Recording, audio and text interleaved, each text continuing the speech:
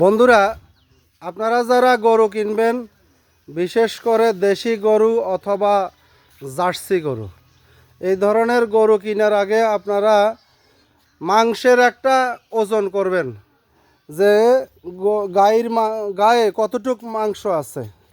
এই যে দেখেন, হাড্ডিসার একটা গাভী, এটা যদি এখন আপনি মার্কেটে কিনতে যান, এখন গরুর মাংসের দাম সস্তা, গরুর দাম সস্তা। এটা কিনতে গেলে 45,000 টাকা হলে এটা কিনতে পারবেন, এটা 45,000 টাকা।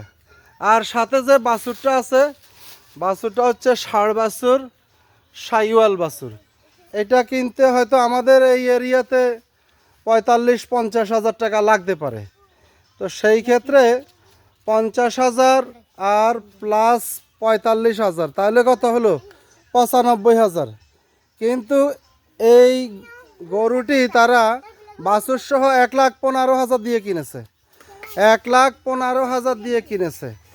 তো তাহলে এটার বর্তমান ভ্যালু আছে 95 থেকে 1 লক্ষ টাকা, কিন্তু উনি কিনেছে কত? 1,15,000। তো গরু খালি 4টা পা আছে দেখে কিনে ফেললে হবে না। কেনার সময় আপনি আলাদা আলাদা দেখবেন যে বাছুরের দাম কত হতে পারে, গরুর দাম কত হতে পারে, এইটা ভেবে গরু কিনবেন।